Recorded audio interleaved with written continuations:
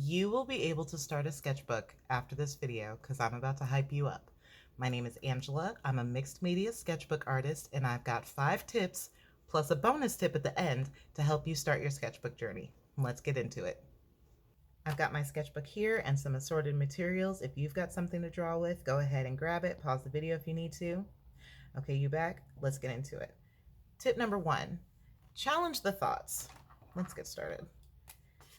The thoughts I'm talking about are the voice in your head, and I know you have one, it's not just me, but the voice in your head that tells you you're too old to start a sketchbook journey or an art journey. I know that voice talked to me too. I didn't pick up anything artsy until I was 37 years old, and I've only been doing this for a year, which means I'm 38. And had I listened to that voice, I never would have started anything.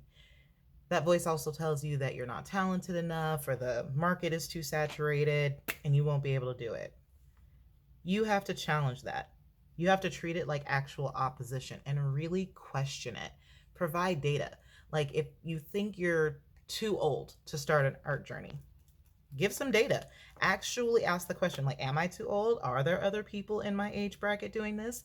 Look up some YouTubers. Look up some artists on Instagram and find somebody in your age bracket and see, like, are people actually doing this? Give your brain some actual receipts so that you have some fight against that voice. You actually have to challenge it.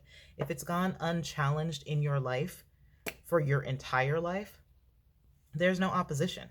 So you have to actually provide some opposition to that voice. So go ahead, challenge those thoughts, and be really proactive about asking the question, am I too old? No, you're not.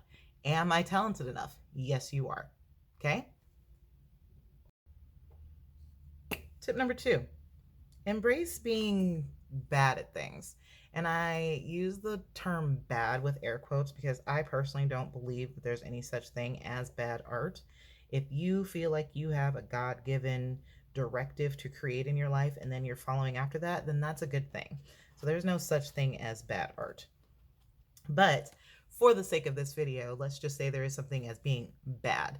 Reframe it. It's not actually being bad. You're just inexperienced at something. Like when you're training somebody at a job or you're learning something new, you don't beat yourself up over the fact that you don't know how to do it yet. You're just inexperienced. You haven't learned the tips and tricks. You haven't learned the ropes yet. So you don't beat yourself up. You just embrace the process. And if you're like me, art is just a hobby. It's not my 9 to 5, and my 9 to 5 is not creative at all. I'm buried in spreadsheets all day. So by the time I get home and I'm in my sketchbook, I'm in this world where I'm creating and scribbling, I get to feel that sense of wonder, and I don't worry. Well, I mean, I used to, but I don't worry about whether I'm bad at it or whether or not I've got enough skill. I just enjoy the fact that I'm doing something that's creative and puts me in flow state and allows me to not be so rigid in my daily routine. So embrace being bad at something. It's actually kind of a flex to not be afraid to not be good at something. I mean, think about all the curated videos we see on social media. That's people showing you just their best. They're not showing you all the foibles and all the mistakes that they're making, but they make them. Believe me. Trust me, they do. And they had to embrace it in order for them to get better. So you need to embrace it too. Tip number 3. I think I'm going to go with pink. There's never anything wrong with pink.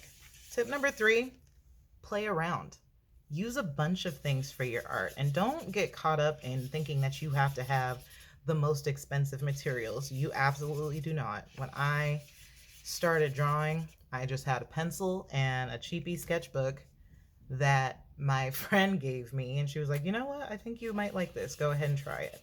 And then I graduated to crayons. So it's not like you have to have something super expensive to start with. And I mean, you see all these art hauls and things and people showing you all these amazing products, and there are amazing products, but you don't have to have those in order to create something magical, in order to create something beautiful. So shop around and play around with what you might like. When I started, like I said, I started with just pencil, and then I graduated to crayon, and then I started using markers, paint, watercolors, and I realized I really like a combination of everything. You might not know if you like something until you actually try it. So embrace, oh, stop wiggling. Embrace a whole bunch of different things. You can use them all at once or you can try them in different applications. But definitely do not go out and run up your bill on a whole bunch of expensive stuff thinking that that's going to make you a better artist. You can become a better artist on some Crayola crayons and a regular pen that you not steal, borrow, borrow from your office cabinet, okay? I said borrow for legal purposes. Okay, step 4. You absolutely need to start small. Don't expect to be Picasso on day 1. It's not going to happen. You can start with a simple sketch. You can draw some shapes and add your favorite colors, play around. You can, I don't know, just try some line drawings. Find one object in your house that you really like looking at, a favorite mug or something, and draw that. I actually have the first thing I ever drew, and this is the pencil sketch I told you about that my friend gave me the sketchbook. This is the first thing I ever drew. It's a cookies and cream dragon, by the way, but yeah. I started small. I drew one thing. I didn't think I needed to have a whole mural. You can start very, very small and still make something really beautiful. And there's actually some beauty in simplicity. So go ahead and allow yourself, that's pretty, allow yourself the pleasure of doing something simple. And the more you build up that muscle memory and the more you add data to your brain bank of, oh, I know how to draw this shape, I know how to draw this, I know how to shade this, I know how to do that. The more you add to that, the more complex that your art can be, and then the more you'll figure out what you like. So don't be afraid to start small. You don't have to go 0 to 100 on day 1. Tip number 5, which I have to do as a rainstorm, like a severe storm is coming through the area. Make your sketchbook a habit. What I like to do is habit stack, which is where you add your new habit that you're looking to establish in with another habit that you already have. So one of my things is I love a cup of coffee in the morning. And while I have my cup of coffee, let's add some shapes. While I have my cup of coffee, I just grab a pencil or a marker or something and do a quick doodle. Just do a quick sketch. It doesn't have to be anything big. Like we said, start small in tip 4. But if you add it on to something that you're already doing, the barrier for entry is a lot lower. And you want to establish a routine, something that's not relying on motivation. You are not always going to be motivated. Sometimes you'll have a long day and you're like, oh, I just don't want to draw anything. And that's fine. Take breaks as you need to. But relying on motivation does not always work because there's always something to do. There's always a task that needs to be completed. There's always something else that you could be doing. So if you rely on consistency and habit building, rather than relying on you just being motivated to do something every time, you're definitely going to end up actually doing the thing. Don't wait until you feel like creating, and wanting to feel like you're creating is a good thing, but I often find that once I just start something, because it's already a built-in routine and it's a built-in habit, I end up sketching or drawing for a longer time than I would have if I just waited for the feeling to show up. So make it a habit. Find a small time in the day. Like we said, you start small. Find 5 minutes. It doesn't even have to be a long time. But just get some practice in. Make time to create something as often as possible. And then the last little bonus tip, oh, I like this yellow. The last little bonus tip I want to give you is establish a vibe.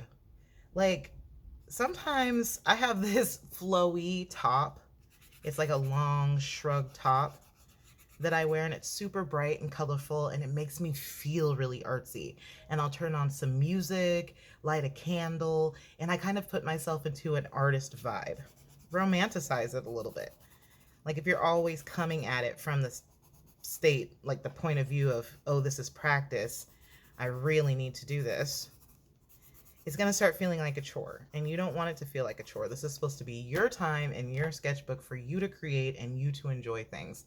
So spice it up a little bit. Do something that you like. Make it a unique experience for you. I personally like to throw on some lo-fi hip hop or like some, I don't know, music from around the world, depending on what I'm drawing, and vibe out for a little bit. Make a cup of tea. I really like this yellow. Make a cup of tea or a cup of coffee. Have a little snack set out and just enjoy your time and establish that like mood, that vibe for your sketchbook practice. Because the more romanticized it feels, the more you're going to want to do it. Like getting up and going to work every day is part of a routine, and you do that. But think about how excited you feel when you're like, ooh, I'm about to go to vacation or something like that. You've got this pep in your step. Well, treat it like a little vacation every single day.